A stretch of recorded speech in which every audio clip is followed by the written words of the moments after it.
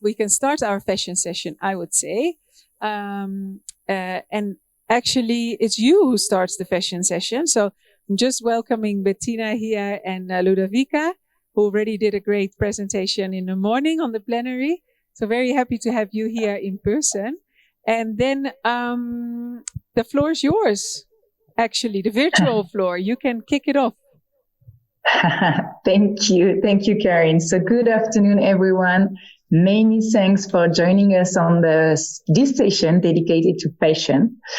First of all, please excuse Jaswinder Bedi, who is plugged in a last-minute commitment and won't be able to join us and share his amazing experience as chairman of the Kenyan Export Promotion and Branding Agency and president of the International Textile Manufacturers Federation. Anyway, we're going to have a great session in every circumstances. A few years ago, it would have been unusual to include fashion in a conference on circular economy. Water, plastic, food waste, agriculture seemed more directly in search of new regenerative business models. But the world has now opened its eyes on the catastrophic impacts of the fashion and textile industry on our ecosystems and on many poor workers' lives around the globe. Some say that the fashion industry is the second most contaminating industry in the world. Even if this data is being discussed, it is now unquestionable that the long, vast, and complex fashion and textile supply chain, which goes from agriculture and crop cultivation, with cotton, for instance, up to retail and post-consumer waste, absorbs a lot of natural resources, uses many chemicals, produces tons of unrecyclable waste, and so on. So it is time now to think the production of our clothing in a circular manner and switch from the take, make, waste mode, which you have heard about all day. But our discussion today won't only focus on solving these major issues. It will also aim at discussing how to address the many opportunities lying locally and create a prosperous industry for Africa, and in the present case, Kenya. The fashion and textile industry is the second biggest employer in Africa after agriculture and contributes actively to many national GDPs and exports. With a growing internal market, new digital avenues, rising stars around the globe, the sector offers important potential for job and value creation with positive impacts on social and economic growth in Africa. And the Kenyan fashion and textile industry is a very good example of an active African player, both on local and global scales. It is not only playing a vital role as one of the country's largest employers, but it also continues to capture a growing interest from international brands. So for many reasons, Kenya's textile and apparel industry is expected to continue its growth in the global market. So our discussion today will be led by inspiring leaders and players in the global and local fashion industry. We start with Christine Anne and Chemite, who will remind us why sustainability in fashion is the future from the advocacy experience. We'll hear then Bettina and Nadia share the vision of the global textile value chain and its hotspots. What is moving worldwide and in Europe, and how does it affect the Kenyan industry? And then we'll move to the ground here locally in Kenya, actually not locally where I am, in Kenya, from an industry perspective with Brian, who leads the Nairobi Fashion Week, and with Louise, Ludovica, Valerie, and Christine Anne, who share as designer and brand developers their experience to bring more sustainability in their operations. What are the obstacles, the opportunity, and how does the market react? If we have time, actually, I love to hear in conclusion in the very few minutes before giving back the line, everyone's vision of the future of fashion in Kenya and what do we need to get there. And in one word, actually, I'm Elise Sormani, French, as you can hear, based in Cape Town, South Africa. For the past 12 years, my work has aimed to speed up the transition to sustainable models and with a special focus on fashion for the past 7 years. I share all the biography in comments on the Zoom, so probably you'll also have them in the room to save time. So let's start with our activist from Fashion Revolution and Thread the Change, why sustainability matters in fashion. Christine Anne or Chemite, would you like to start? Hi, Liz. I think I can start. Yeah, perfect.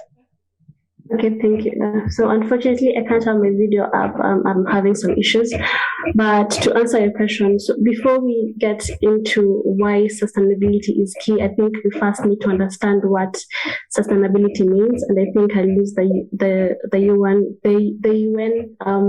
definition, and that is meeting our own needs without compromising the ability of future generations to meet their own needs. And so I think most of us here know that the fashion industry is very heavy on resource consumption. There's a massive speed of clothing production and consumption, pollution, the list goes on. And so I think sustainability is critical in creating a better fashion future because it addresses the problems that the industry is causing, and that is the damage to our planet, which also interferes with our health as humans, in like say lack of access to clean water, especially in areas where there are factories that manufacture all the fashion products and materials, and also not forgetting the people that are working along the fashion supply chain that are exploited in terms of like when they're paid unfair wages, they work like really long hours and stuff like that. And I think it's important to also note that sustainability has three pillars: social development, environmental protection, and economic development, or how we better refer to it, people, planet, and profit.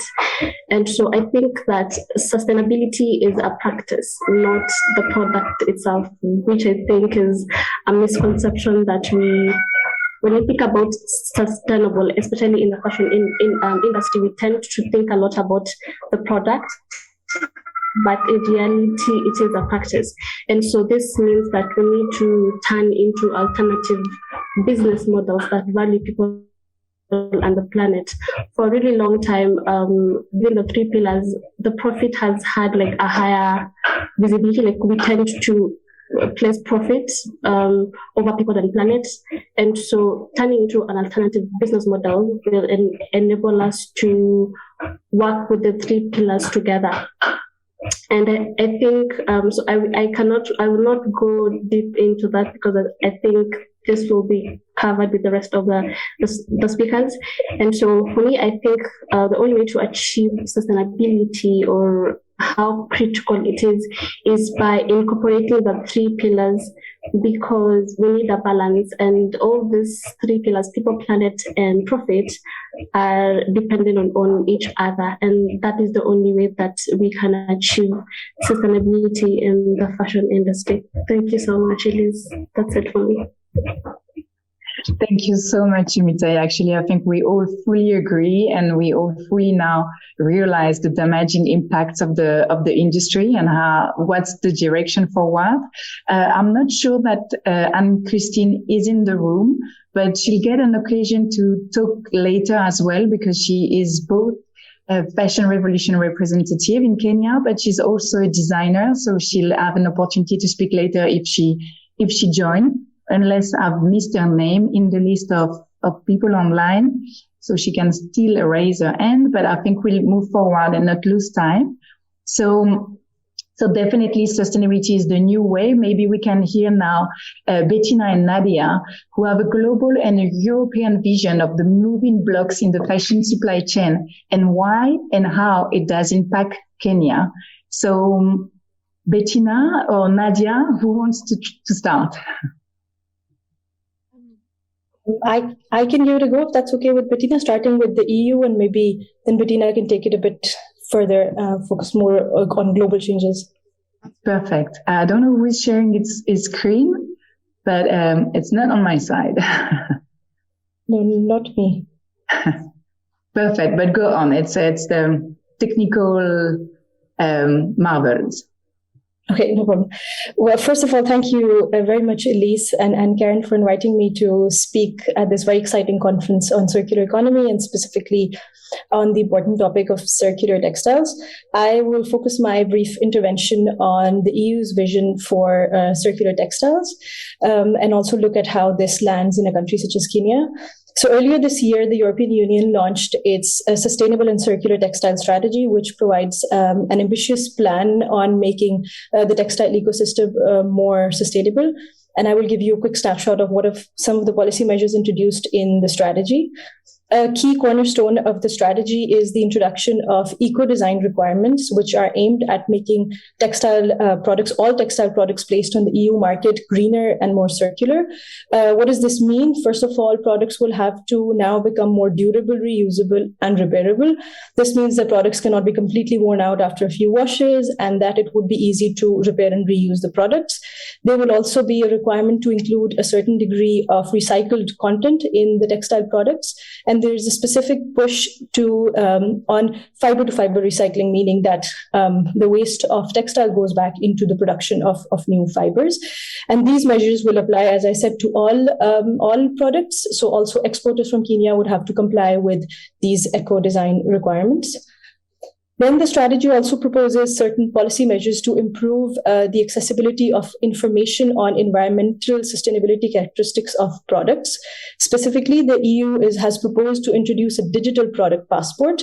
This means that textile products will now have to carry some sort of a digital code, maybe a QR code or a barcode, for instance, which would provide information on circularity and other key environmental aspects of a product, meaning that exporters from Kenya would now have to provide more information about the environmental aspects of their products and also the environmental aspects of the processes involved in creating these products. Then the strategy has also addressed the issue of textile waste that is exported outside of the EU to ensure that the exported textile waste does not contribute to harmful dumping in other countries. So according to the new EU rules on shipment of waste, the export of textile waste to non-OECD countries can only be allowed under certain conditions. The first one being that the country has to express its willingness to import certain types of textile products, and then it has to demonstrate that it can manage the textile waste in a sustainable manner, meaning that it has resources, infrastructure, and so on in place to be able to do so in a proper manner.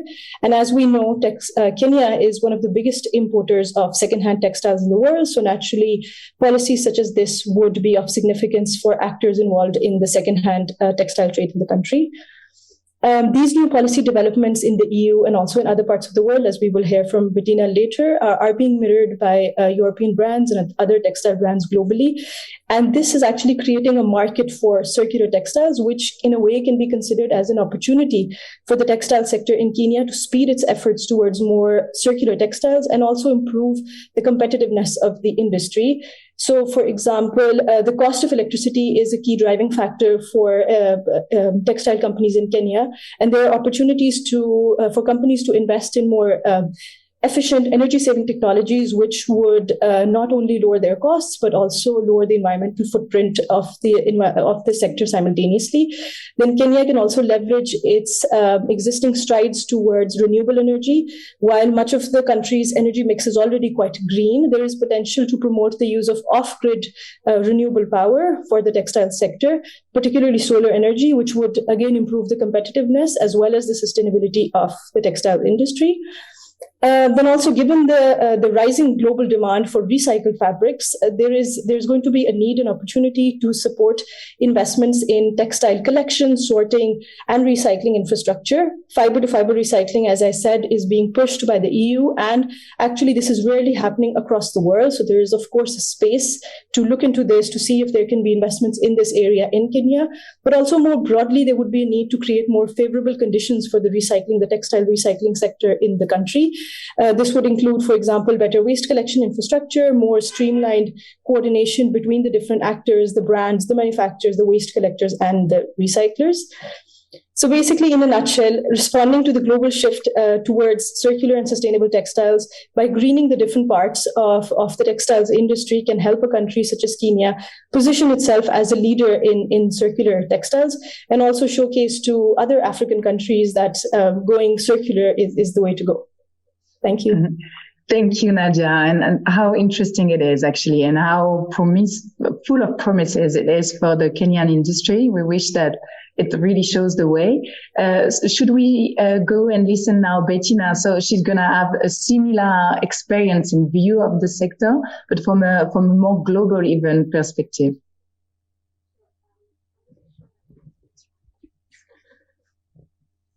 that on? Hello? Does it? Yeah, that works. Okay, sorry. So yeah, thanks so much. Just adding to what Nadia was saying. So I'm Bettina from the United Nations Environment Programme, and we are working towards a more circular and sustainable textile value chain at global level.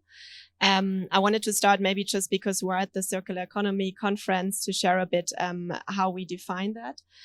So for us, a circular textile value chain means that we're trying to keep products at the highest value in the loop as long as possible before then feeding them back into the loop through options such as recycling or repurposing.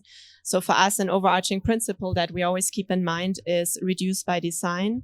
So really, I'm very happy that we have product designers also in the room because it's so important to look at the product design. I mean, for instance, what kind of chemicals we put into the products. This will also then later on tell us, can we repair that product? Can we repurpose it? Can we recycle it? So a lot of these decisions really need to come at product design. And for us, it is very much about the upstream thinking, really trying to see how can we use products longer? How can we increase the utility, especially with fashion? That is a huge issue, as we all know that there's too many products being pushed into the market. So just to keep that in mind while I speak. Now from our side, what we've done is, we have published a report 2 years back that was mapping the global value chain and looking into what are the key environmental and social, and socioeconomic impact hotspots, along the value chain. And we have now, over the last 2 years, been facilitating a lot of consultations with people from all around the world.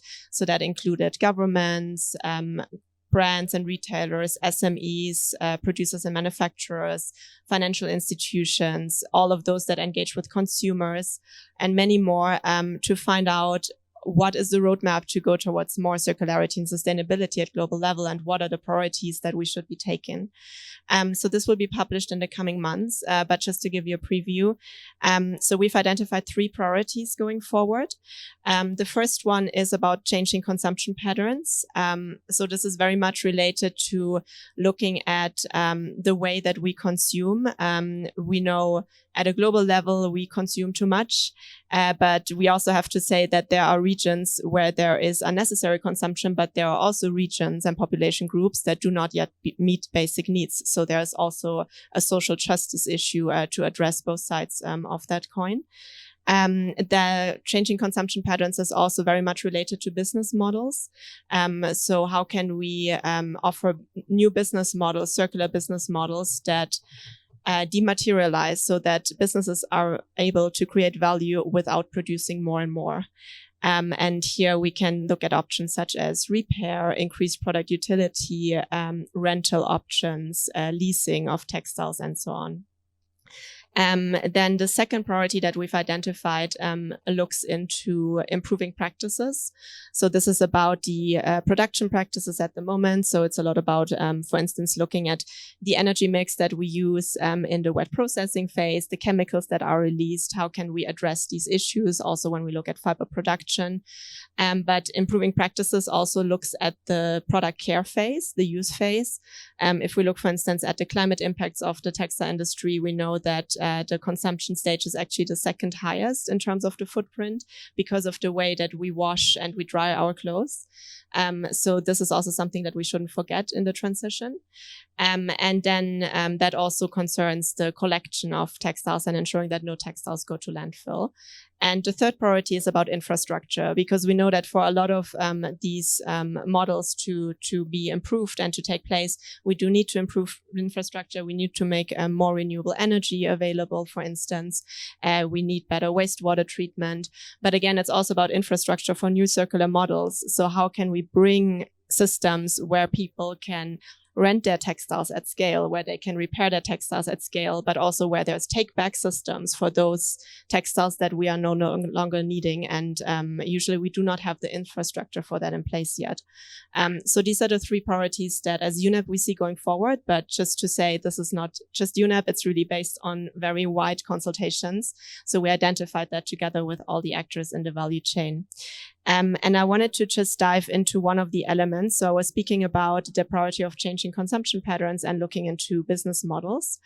And we are actually implementing a project that is funded by the European Union. The acronym that we use is INTEX, but it stands for Innovative Business Practices and Economic Models in the Textile Value Chain. It's a global project under which we are also creating access to better data and better knowledge about what it means to go circular in the textile value chain at a global level. But we also have components that intervene at country level. And the countries that we work in are Kenya, South Africa, and Tunisia. And it's very timely that the conference is this week, because we're actually running a couple of workshops with SMEs that we're working with through the project this week. Our partner in Kenya is Moi University. For those of you who are in the room, they're sitting there, so you can reach out to them, because we really want to engage all the relevant stakeholders in that project. It's very collaborative. And in a nutshell, what we're doing is we are working on the one side with SMEs in Kenya to help them to apply the new EC methodology on product environmental footprinting in the apparel and footwear sector. And we are working with the SMEs to apply eco-innovation methodology, which essentially helps them to innovate their business models and to implement more circular business models. And on the other side, we are working with the policymakers and the government in Kenya to see what are the policies that are already in place in Kenya that affect SMEs and that affect the textile sector, and how can we better streamline, connect what different ministries are doing, and then propose recommendations for new policies that can help the sector to really transition towards more circularity. So the project has been running for around a year, and we're starting to get first results, and happy to share more with all of you after the session, because I don't think I'm running out of time, but thanks. Thank you so much, Bettina. And actually, thank you for somehow giving a slight definition of what we see as a circular fashion, because there is a very good remark from someone, from Soren, actually from the online panel, who also made the question about like, is there a difference between sustainable and circular fashion? She does think that there is one. I think as circular economy enthusiasts here, we all tend to mix up actually, but you're right. It's not the same. I was last week with the Ellen MacArthur Foundation, and we were raising that concern about like, can we switch sustainability and circular fashion like if nothing? And actually it's, one is a bit larger than the other one, but we tend to think like sustainable fashion won't be sustainable if it's not circular, because the impact on our resources, the impact on our waste is so high that we need to take care of that loop. Just to switch, before we switch quickly to what's happening in Kenya, after that really inspiring explanation of what's happening around the globe, I'm just going to share an article that Nadia and her team released recently about exactly what she mentioned today, so that if you want more information about the link between the European recent legislations and the impact on Kenya, here is the article that I'm sharing in comments, sorry. So now let's fully focus on Kenya. Brian, from your experience with the Nairobi Fashion Week, what evolutions did you observe from Kenyan designers? Did you perceive that sustainable fashion is an opportunity? Is it a rising concern? Is it something that you're seeing more and more amongst the designer you're working with? Thank you very much.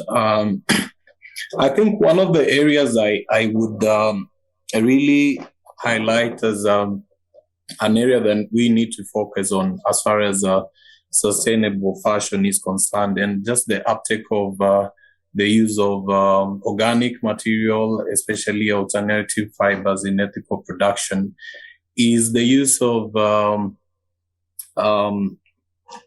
alternative fabrics. For instance, we have a good number of fibers that I would cluster them as biodegradable and environmental friendly. Here in Kenya, mostly we use silk, but then I was actually just looking at other sustainable fibers that we can actually use. Among them is stinging nettle, and banana fiber, which, by the way, is one of the strongest fibers in the world. And when you look at organic fibers such as pineapple fiber, which is actually white in color. It's very smooth, soft, and has a silk feel, and has mechanical properties that are higher than cotton. Those are fibers that can actually be used as a sustainable fiber. We also have fibers like lotus fiber, which comes from lotus flowers, actually, which can actually, which is actually gotten from the fiber, the lotus root, and has actually been used for centuries to produce rare fabrics used in handspun calves. So when I look at sustainable fashion, I think that we can go beyond the spectrum of cotton, which of course has its own share of challenges when it comes to biodegradation. And I feel that there has to be a national conversation on alternative sustainable fibers that we can actually use, which I'm glad that our industry has actually taken a very broad approach in trying to advocate for sustainable and eco-friendly sustainable fabrics such as silk and the many others. So the impact and the effect on the industry, I think players are very conscious, and we want to take a very proactive approach and see how we can actually embrace research methods to grow and scale these measures. And I think the burden should not just lie with consumers. Businesses must take responsibility for their actions, and governments need to provide incentives to allow companies to research alternative methods to create valuable products from their waste. I think tackling those global and complex issues require more than a shift in an individual shopping habit. It also requires a system change to try and provide a circular fiber industry, which we are all advocating and looking forward to. Textile made using leaves, perhaps fruits and nuts, right now may seem a bit strange, but I think the mountains of discarded clothing waste that we currently have will hopefully become a memory of the past, with the beginning of an environmental and socially clothing shift. So I think conclusively, I would say that the waste of these organic fibers are, if you look at the process, the process aspects of organic fibers and those of synthetic fibers, you would see that in terms of the waste, organic fibers are bio-friendly and biodegradable, and even act as manure to the environment, whereas synthetic fibers pose a really big threat to not only the environment, but also to our health. So the national conversation should go around enhancing policy framework, building a robust environment between manufacturers and consumers to actually change conversation and actually build an ecosystem around sustainable fashion and also just sustainable fibers. So I think with that, I would say there has been a lot of efforts, and we are looking forward to now engaging government, engaging manufacturers, and also just being aware as consumers on what we need to consume. And that would create a very robust, sustainable industry. Thank you, Brian. How interesting. And I really fully agree with you. Africa is full of natural resources, including natural fibers for clothing, which deserve all investigation. We might have a great comeback from some natural fibers in the future. And I also I think we all fully agree that the change of paradigm will be collaborative, and we need more and more of those discussions where all the players are together. So it's good to hear that you also feel the same. So now let's listen to the brands themselves from the ground. What are the challenges to reach sustainable and circular ambitions? How is the market responding? What is the vision for the future? So now we have two designers in the room, two designers online. Should we start with the room to change a bit? So Ludovica, maybe would you like to share your experience with the artisans? Yes, sure. Is the microphone working? Yeah. Okay. Hi, everyone. My name is Ludovica, and I'm here representing Artisan Fashion. We are not a brand; we are a manufacturer, and what we do is that we coordinate production with marginalized communities in East Africa, and we connect them with international brands.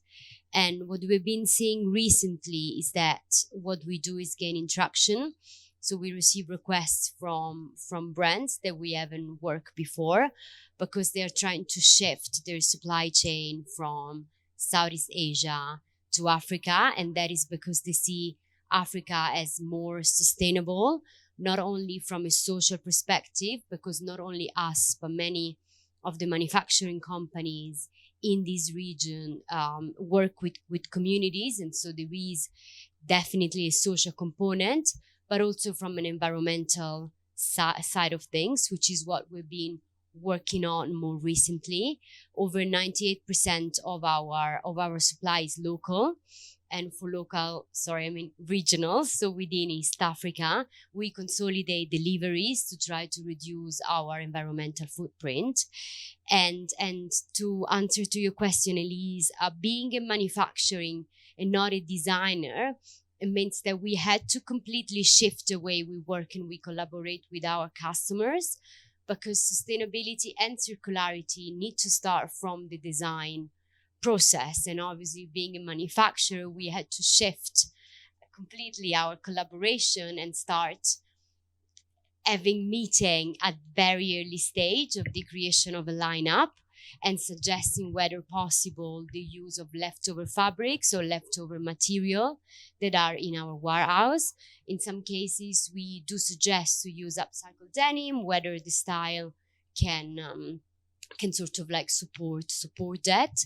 All our hardware, the hardware that we use for our accessories, is casted by artisans, upcycling scrap materials, so that is fully circular.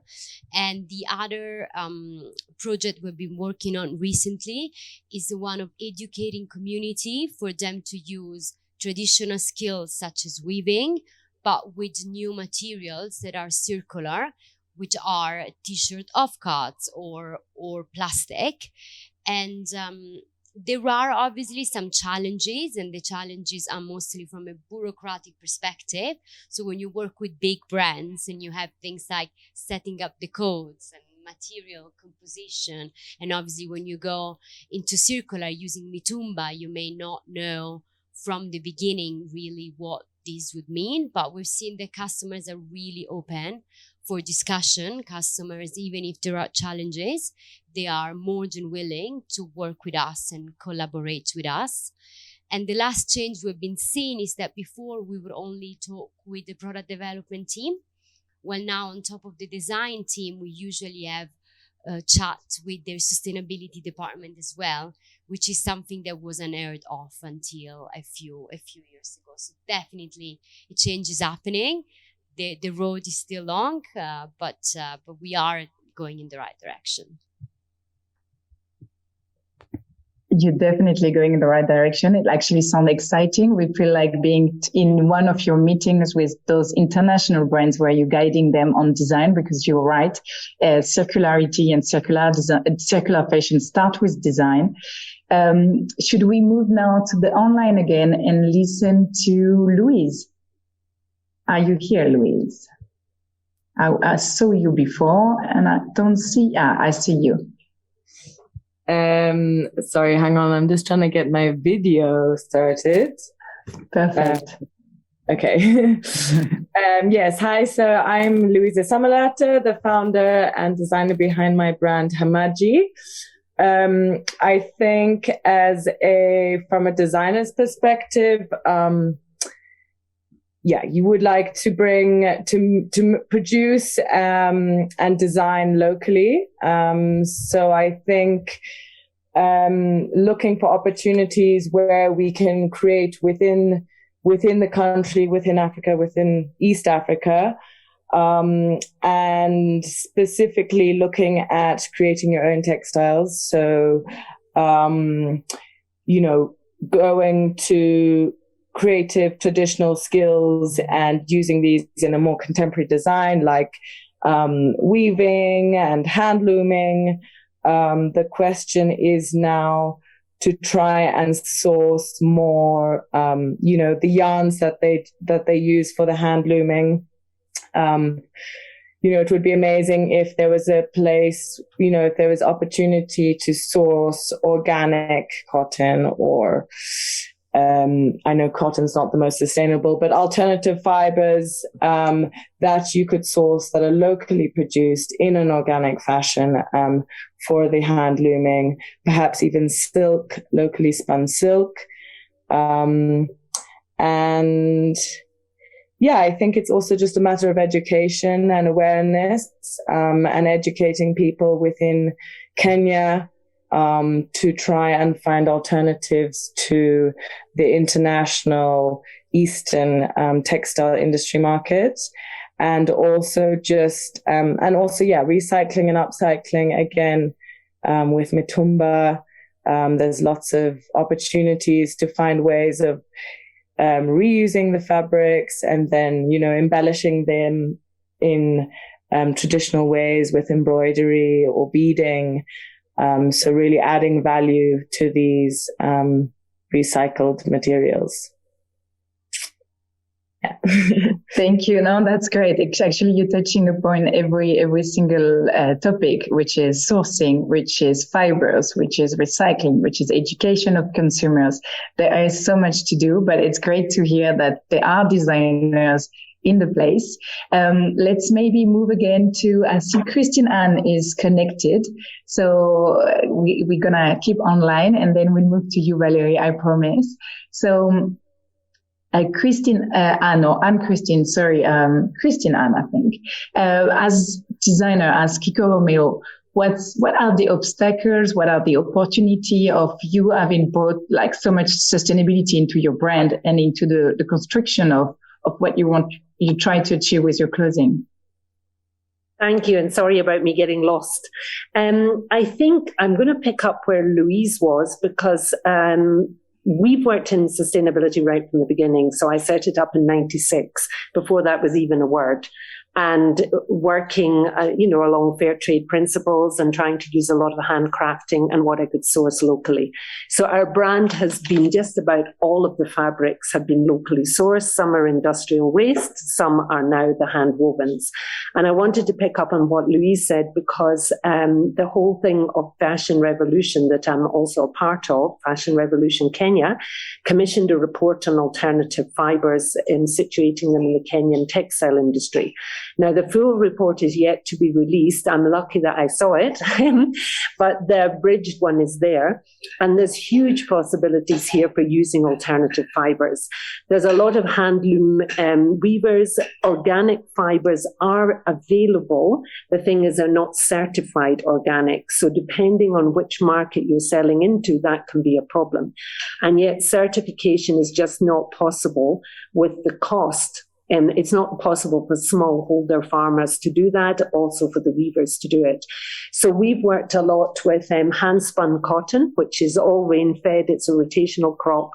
So it's not, and because it's a rotational crop, it's not really damaging the environment, because you mix it with other crops, which then replenish the soil.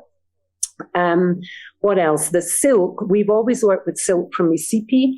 They started doing that in the late 90s, early 2000s. They started farming silk in Kenya with Indian technology and know-how. And there were a lot of farmers initially in the Kakamega area that were doing it. But of course, it's in many other parts of the country as well. But going back to what Louise was saying, there's a lack of variety of yarns. You basically work with what you can get. And we like to do a lot of knitting and crochet, because sometimes, you can't get the woven fabric. And yet getting a yarn, a mercerized yarn that keeps the texture and the look and luster, they're not making it in the region. And so where do you now start importing it from? So I don't know which is the cheapest place to start, because obviously there's not enough investment in cottage industries. Most of the cotton yarn is coming from Uganda, from fine spinners. And that is, as far as I know, also rain-fed, machine-spun rain-fed, but they don't do mercerized. And then the silk, like right now, we want to get silk. We can't get it till January next year. A lot of silk from, I think Lucy Lau isn't on the call, the Tosheka Textiles, a lot of the silk they're doing in Ukambani is being exported raw. And they're sending a lot to Japan. So I don't know where the discussion started. I've maybe said enough now, but yeah, that's what I can add. Actually, that's very interesting. And that's where we come back to the basis. It's actually how can you design in a circular and sustainable way if you can't get natural and circular and sustainable materials, which is actually a great problem. I have a comment on the site saying that organic cotton kapok have been indigenous to the coast and textile manufacturing as far as the 10th century. So Lisa, thank you for that very, very interesting sharing. We're gonna now give the stage, to Valerie, who's also gonna share experience from the ground. Hello, this is working. I'm Valerie Nyamoya. I run the brand called Afrivazi. I dress men. And today when I was coming here, I was having a conversation with my sister, and she was like, when you're going to talk about what you're going to talk about, talk about it in a way that people can relate.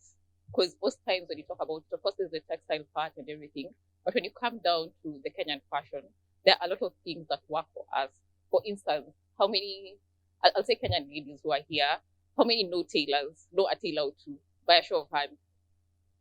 Yeah, and you know a tailor, your mom knows a tailor, your aunt knows a tailor. So by default, we always had our items made. So it was not about fast fashion. You go and have something tailor-made. When it gets spoiled, you go back to the tailor. So you come back a second, a third time, you bring a friend. Ladies, when you get married, you bring your husband, you bring your kids. So we've had the sort of circular economy in mind, in that you wear your clothes for a very long time before you can release it. And when you release it, you're probably giving it off to someone else. So in terms of sustainability, I'd say on a local level, I work from Makina Market in Kibera. So you find that a lot of tailors where I work. It's a government sort of market, and there are a number of them placed all over Nairobi that the government had built a while back. So you find a lot of tailors in a particular spots where they work together. So you find these tailors, all of them have their own clients, meaning these people come in and have their items made. When the items get spoiled again, they come and have them repaired. So is there a way for us to highlight this and bring it on a level that other people can now emulate? Because then again, when you're talking about cutting down fashion, you're saying, when I come, when for instance you come as a client, I'm like, what do you need? What do you do? I'm going to design a closet just for you that will last you for a while. And when it's not working, it's not functioning anymore, can you come back to me and I'll repair it for you for a certain price?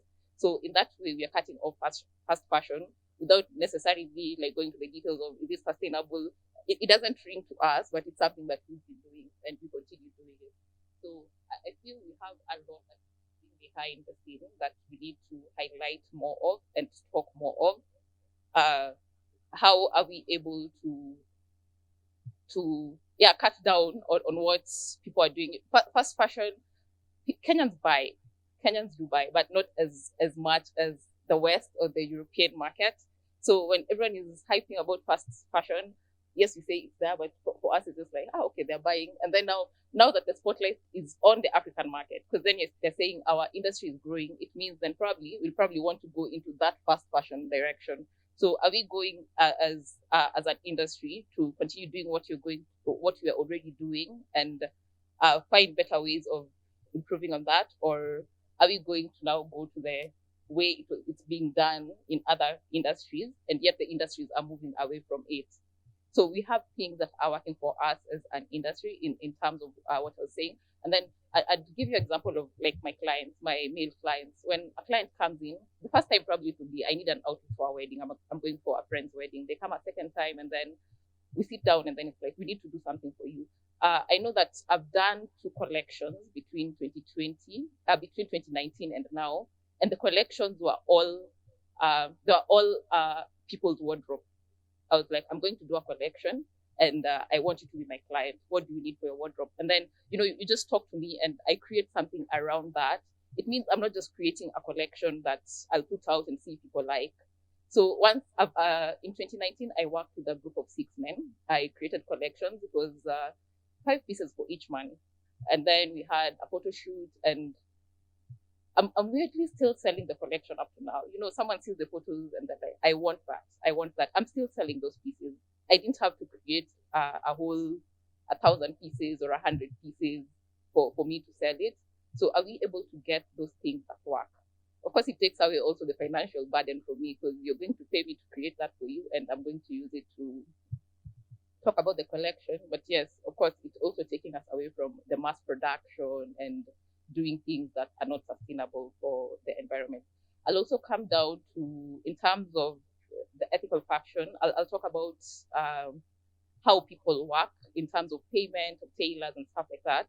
In 2020, when COVID hit, we all had to look at other ways of doing business. It wasn't business as usual.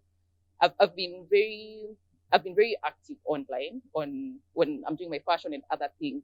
So when 2020 hit, people were working from home. No one was buying clothes anymore.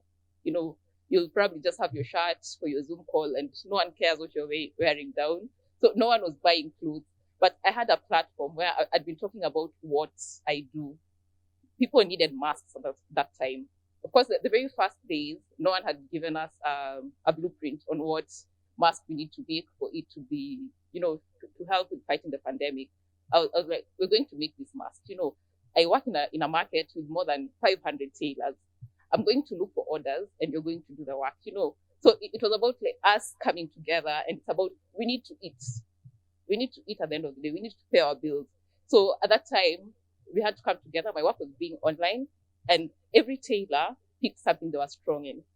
We had tailors, of course, they can do the whole process, but there were tailors whose work was just to cut. We'd get 200 masks. Today I've gotten 200 masks. You're going to just do the cutting. Someone else will just get the elastic and cut the lining. And we did work.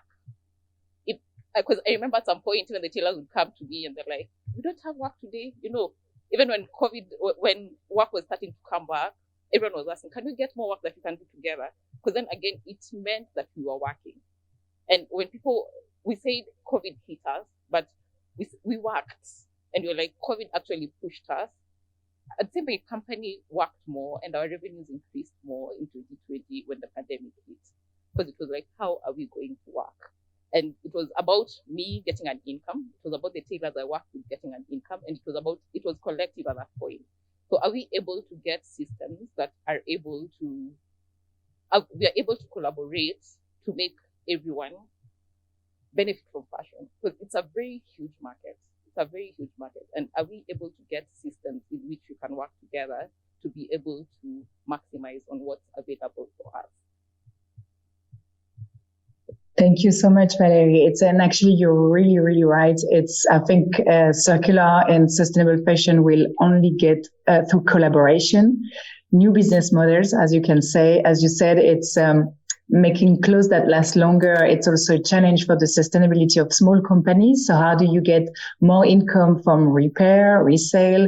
And it's definitely a new avenue for the fashion industry as we know it. And we looking forward actually to see all those new initiatives emerge. And we were already amazed today to see all those initiatives moving around in the world, in Europe, led by the government, the non-government organization, by private industries. It's really great. I really want to thank every single speaker to have been so sharp and concise. It was a difficult exercise because we had so much to tell. I think we could speak for hours about environmental damages, about proper definition on circular fashion. And actually it's very right. I take a note there. I think on initiatives, local initiatives and local obstacles and opportunities, but we'll have to stop here. So I'll give the final word to Karin to wrap up the session and let us, think about what will look fashion in 5 years, in 5 years time. Thank you. Thanks so much for managing us all remotely and having such an interesting conversation. I can't wait actually to follow up with this. As you said, it's the first time in the conference that we included fashion and textile. It's really big time we do that, and we could talk about it forever. Maybe break up the whole value chain in pieces, then stitch it back sustainably together. And it's definitely true that looking at textile and fashion and fast fashion and the economic side and the environmental and social side, it's very different what's happening in the West or in Europe, even in Asia, compared to what's happening in Africa. So I think let's start off close on a sort of a high note. I do think Africa and East Africa, this region, and Southern Africa have massive opportunities to actually become leaders and really change the narrative. You see that shift already. We've been perceived as a much more sustainable, circular and ethical producer. And if we can really use that, and make sure that we along the value chain not lose our impact and power, because I think that's what we are doing currently.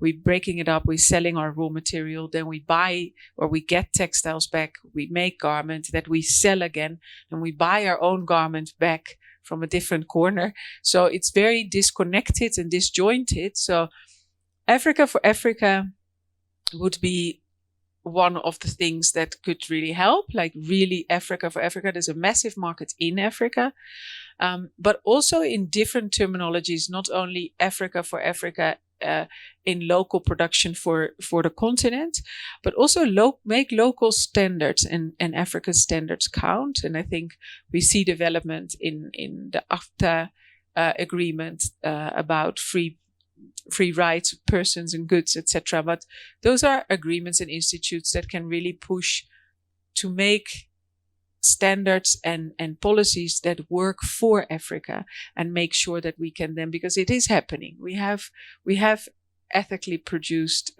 cotton. We have organic cotton. It might not all be certified according to Western standards, but it is there. So, and we do see a lot of initiatives coming up on that. So yeah, let's cut it up and then stitch it back together in a different way. I'm really excited about that. Thank you very much for joining us.